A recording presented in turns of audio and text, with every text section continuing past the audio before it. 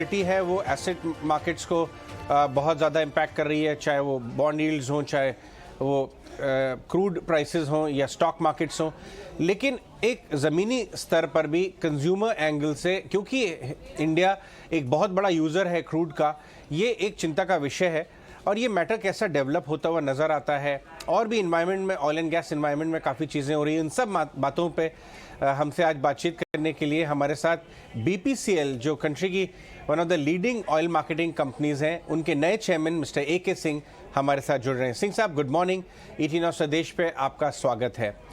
इतना कुछ हो रहा है बीपीसीएल में, ऑयल एंड गैस के क्षेत्र में, न्यू एनर्जी के क्षेत्र में। चलिए, सबसे पहले मैं आपसे ये समझना चाहूँगा कि एक जो चिंता का मैटर आ गया है, एक तरफ लोग कहते हैं कि ओवरऑल ऑयल प्रोडक्शन में रशिया का मार्केट शेयर कुछ 10% ही ऑयल वो प्रोड्यूस करते हैं, बाकी सऊदी, वेनेजुएला करते हैं। तो ये उनकी वजह से अगर स्पाइक आया है तो शायद वो लॉन्ग लास्टिंग ना रहे और एक्स्ट्रा प्रोडक्शन से एडजस्ट हो सकता है। लेकिन शॉर्ट टर्म वॉचर्स बोलते हैं कि कुछ भी कहिए, $100 पे तो आ गया है, अभी तो हमें ज़्यादा पे करना ही पड़ रहा है। कितनी बड़ी चिंता का विषय है, अगर आप ये एक्सप्लेन कर सकें इंडियंस के लिए। Good morning to your viewers. आपके व्यूअर्स को भी गुड मॉर्निंग। जहाँ तक आप सब समझते हैं कि ये टेम्पररी फेज है हमारी समझ से। वोलेटिलिटी, इतना हाई वोलेटिलिटी जो है वो एक पर्टिकुलर जियोपॉलिटिकल रीजन की वजह से है, और हमारी समझ में ये सस्टेन्ड लॉन्ग टर्म नहीं होने वाला है। बिकॉज 3-4 उसके मेन कारण हैं। यूरोप का रफली 12 से 14 मिलियन बैरल, 15 मिलियन बैरल जो उनका अपना जो एक पर्टिकुलर डिमांड है, वो करीब 10 मिलियन बैरल वहाँ वो रशिया से आता है। तो एक दूसरे पे डिपेंडेंस बहुत हाई है, और मेरे ख्याल से आज न कल ये मामला जरूर सुलझेगा। और ये तो शॉर्ट टर्म में, शॉर्ट टर्म में एक ये चिंता का विषय है। लेकिन एक ये भी विषय है कि आपने देखा होगा कि ऑयल मार्केटिंग कंपनीज पिछले 2 सालों से जब भी ये वोलेटिलिटी बहुत हाई होती है तो हम थोड़े दिन के लिए इंतजार कर लेते हैं अपने प्राइस करेक्शन करने के लिए, both ways, upward and downward both. अगर याद होगा, आप ही सभी टीवी चैनल वाले पूछते थे कि भाई ये प्राइस, क्रूड का प्राइस तो घट गया, बट आपने नहीं घटाया। अभी आप पूछ रहे हैं कि क्रूड का प्राइस, प्रोडक्ट प्राइस तो बढ़ता जा रहा है, बट आपने नहीं बढ़ाया। तो ये एक स्टेबिलिटी का दौर है हमारी समझ से 10-15 दिन, और हम लोग देख के, तो उसके बाद भी अगर ये मामला सबसिस्ट करता है इस लेवल पे, तो एक कॉल लेना होगा। लेकिन अभी के तारीख में हाई वोलेटिलिटी इन्वायरमेंट में थोड़ा इंतजार करना बेहतर होगा। लेकिन जहां तक आपके उस सवाल का जवाब है कि ये क्रूड प्राइस 100 रहेगा, 90 रहेगा, 92 रहेगा, 85 रहेगा, तो आज की तारीख में हम बहुत लोगों का ऐसा मानना है कि इसमें जो एक अच्छा खासा पार्ट है वो ये जियोपॉलिटिकल रीजन की वजह से है। दूसरा वजह जो धीरे धीरे मेरे ख्याल से उसका सोल्यूशन आएगा, करीब 1 million barrel day additional US crude जो पहले ही प्रोडक्शन में था और 2 साल पहले वो गायब हुआ, वो प्रोडक्शन वापस आएगा। करीब दुनिया के पास मेरी समझ से ईरान भी, it is just a matter of few days और मंथ्स, वीक्स, कि ईरान के पास भी जो, और फॉर्चुनेटली ईरान के पास स्टोर्ड ऑयल बहुत है, तो इमीडिएट रिस्पांस ईरान का बहुत बढ़िया हो सकता है। तो अगर ये ज़्यादा बढ़ता है तो मेरे ख्याल से सप्लाई ऑल्सो विल कम। और दूसरा, अगर यूरोप में ज़्यादा ये होता है तो विंटर ऑल्सो थोड़ा वेन होगा, तो उससे भी एनर्जी डिमांड थोड़ा घटेगा यूरोप और नॉर्थ अमेरिका में। तो ये कोई ऐसा माहौल नहीं है कि जिंदगी भर रहने वाला है। ये थोड़ा इंतजार कीजिए, थोड़ा मेरे ख्याल से ये अगर जियोपॉलिटिकल रीजन सॉर्ट आउट हो जाता है और थोड़ा 1-आध हफ्ते, 10 दिन, 20 दिन के बाद एनर्जी डिमांड थोड़ा कम हो जाए, विंटर का ऑनस्लॉट थोड़ा कम हो जाए, तो प्राइस जो है वो एक ऐसे रेंज में आ जाएगा जो हम सब अफोर्ड कर सकते हैं। फिर भी ये चिंता का विषय हमारे जैसे कंट्री के लिए जरूर है, क्योंकि हाई ऑयल प्राइसेस, बिकॉज 85% हम इंपोर्ट करते हैं और करीब 50% गैस इंपोर्ट करते हैं। तो ये दोनों चीज़ें जो हैं, और दोनों एक दूसरे से बिल्कुल साथ साथ जैसे चलने की बात है, उस तरह की बात है। आप देखना है, या सॉरी, जी बिल्कुल। Arun ji, good morning.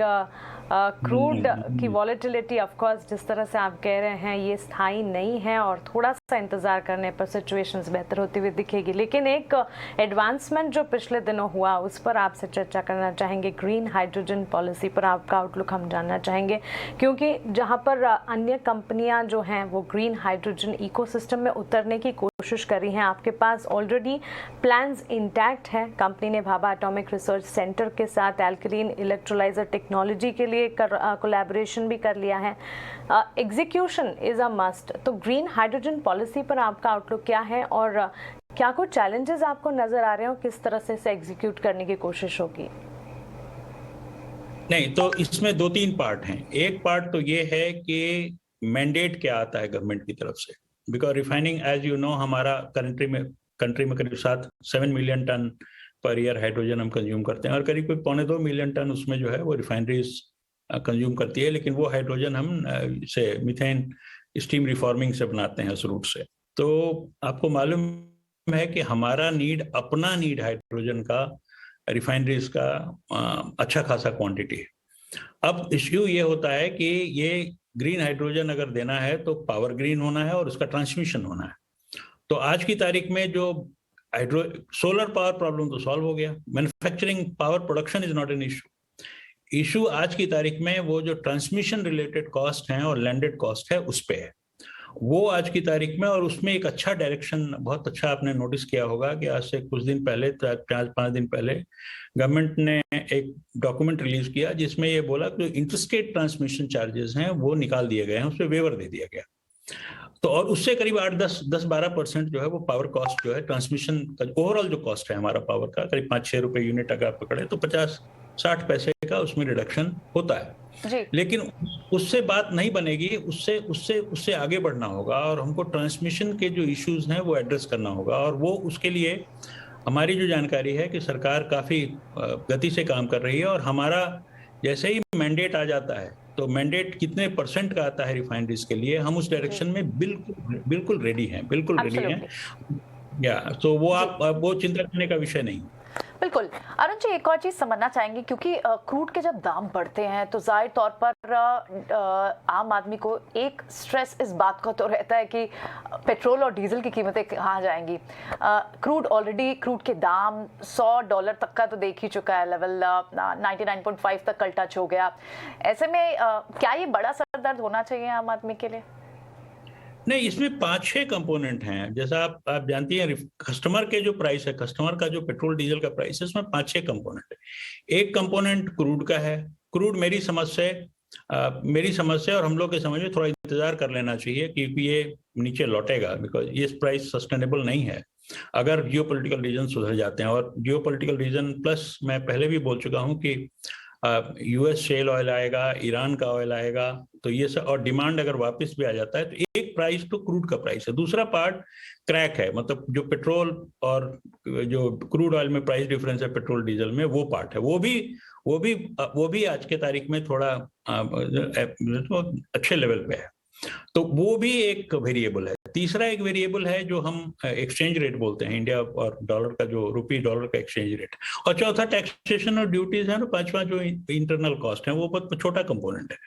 तो ये 4-5 वेरिएबल हैं। इसमें इस बास्केट में किस वेरिएबल के साथ, और अथॉरिटी अलग अलग है इसके प्ले करने वाले, तो ये डेफिनेटली थोड़ा हमको सब्र करना चाहिए, थोड़ा इंतजार करना चाहिए कि क्या होता है। मेरे ख्याल से A combination of all these will make a difference and इसलिए अभी जो प्राइस है ये ही प्राइस लाइफ लॉन्ग रहेगा या 3-2 साल रहेगा, ऐसा हम लोग नहीं मानते हैं।